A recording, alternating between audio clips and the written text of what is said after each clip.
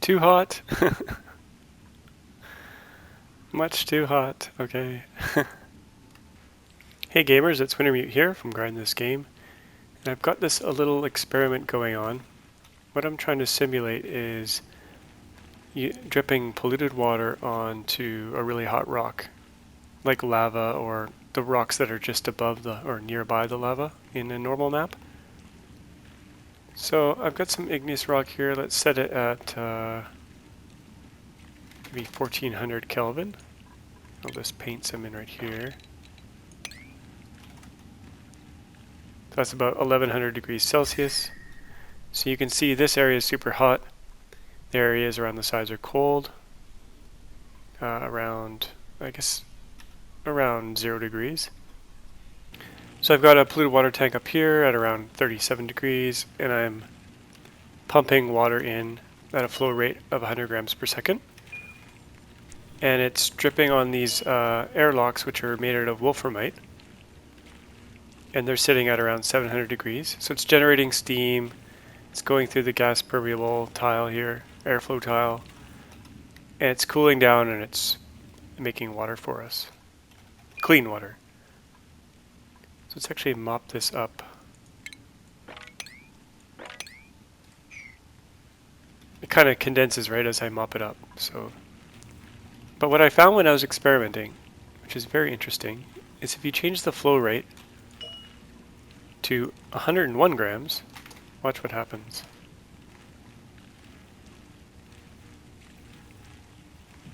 We get sand right away, a lot of it. Actually, it's not a lot. If you look at the amounts, it's 1,000 milligrams on 1,000 milligrams. So it's a tiny amount, but it kind of blocks up the system right away. So let's take it away. And it just piles up right away and blocks up the whole system. Not very useful. So if we dial it back to 100 grams per second, and we dig all this away,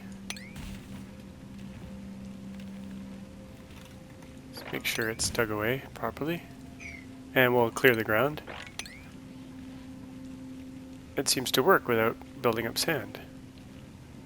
So there's some threshold at 100 grams per second that causes sand to be formed like right away. So I thought maybe if we split this pipe into 3 different vents, we could kind of get around it. So let's try that. So now we're splitting the water packets 3 ways here. And let's set it to 101 again.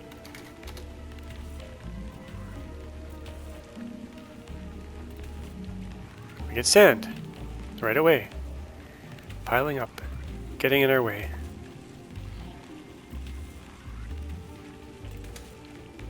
If we put it on super fast speed, you can kind of see this in action.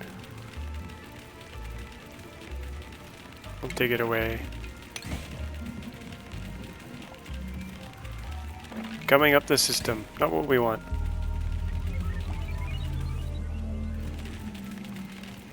So in a sense, you're limited to 100 grams per second.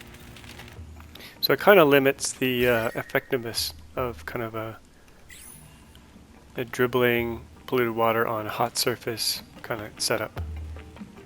Now if the temperature in here was lower, like maybe 150 degrees, we can try that out. So I've lowered the temperature down in here. I've set the igneous rock to about 230 Celsius. And these doors are sitting at around 200. And I've been able to increase the flow rate to 200 grams per second, and we don't get any sand anymore, which is good. So if your temperature is not too hot, you can make this thing work. I'll keep stepping up the flow rate, and we'll see at what point we get a lot of dirt flowing out of this thing. So I removed the doors because they were kind of hiding what was underneath, which was a bit of polluted water and some dirt. I'm going to step this flow rate back to 200.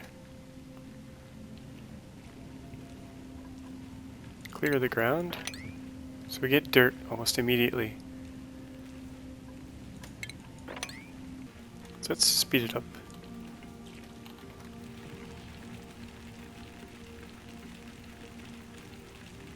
So we don't have the sand piling up, which is good. So I've rearranged things slightly just so that there's just a longer column of cool empty space that the steam can condense into and fall down, and then it might be easier to measure how much water we're getting at the end. We still got our hot rock in the middle and cold rock on the outside here.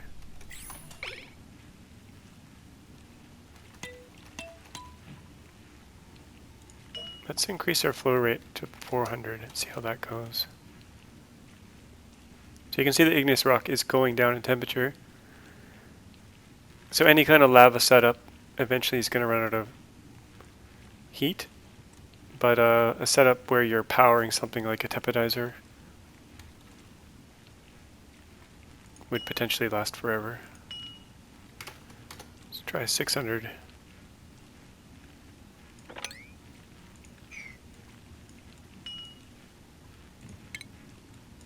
So we got the flow rate at 600.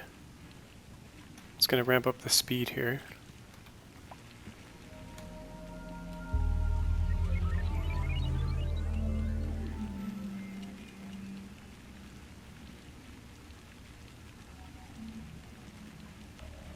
So it doesn't look like too much water is building up. Polluted water.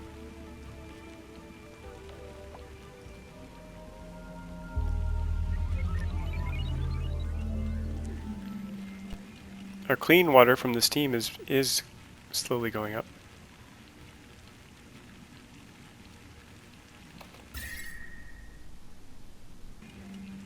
Let's try 800.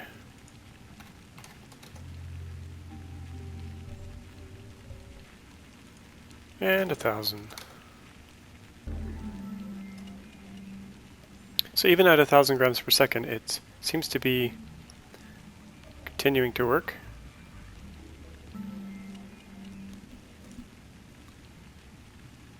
So you can see the dirt's going up in mass. 1,200 grams. 1,500. That shows we're actively boiling the polluted water. I'm going to try changing the design a bit. I'll bring this liquid vent down more and bring the airflow tiles down more as well. So I changed it slightly.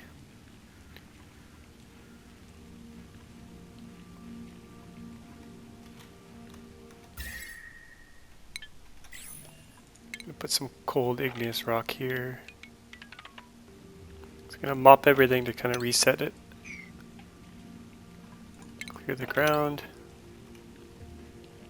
So I backed the flow back to 2,000 or 200 grams a second.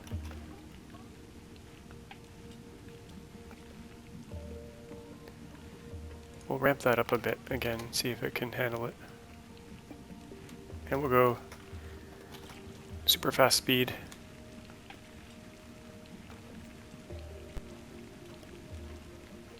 As long as we don't get polluted water accumulating, we can keep ramping this up.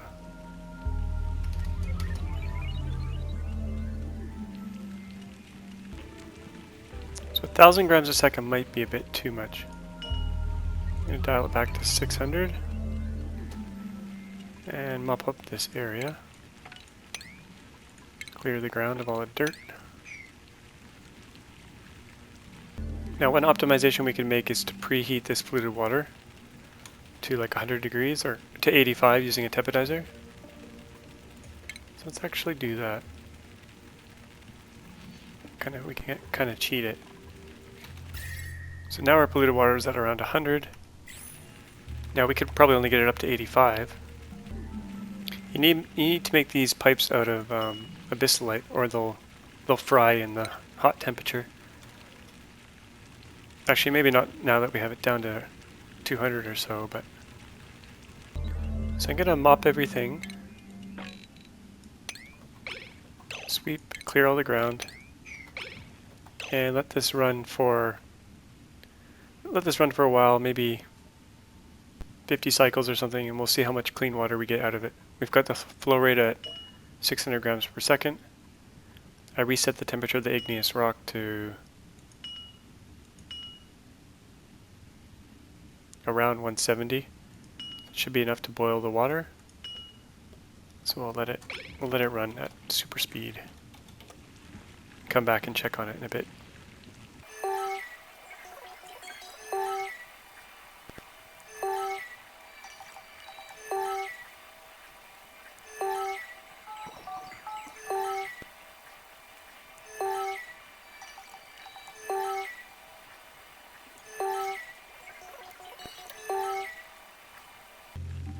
So we got a couple 100 kilograms of fresh water out of that exercise on both sides.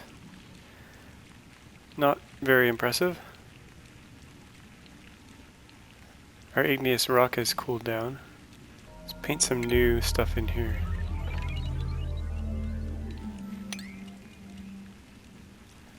$200.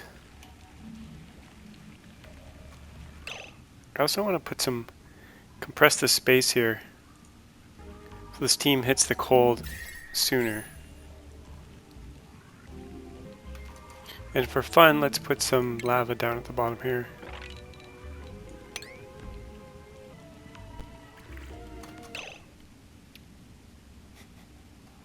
Too hot? Much too hot, okay. So it actually helped a lot, increasing the temperature in our kind of hot box here and compressing the space in which it can cool down in.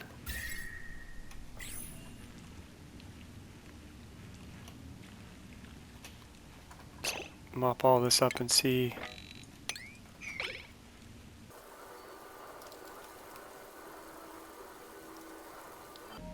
So we're at 25 kilograms, 26, 7.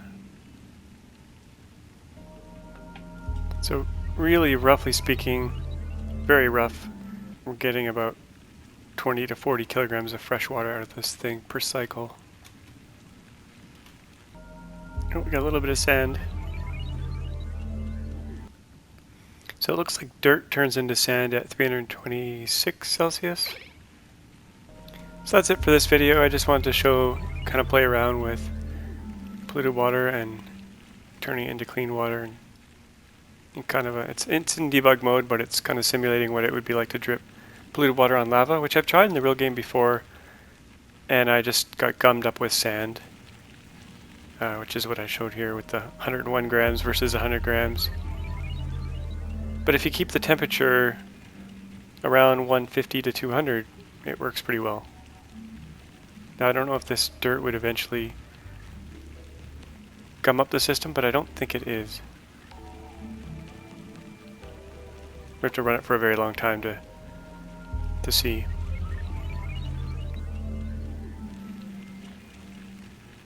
And you could conceivably send dupes in to go and dig it out. So thanks for watching, and hit that subscribe button if you're enjoying these kind of videos. I'll be doing some more experiments in the future.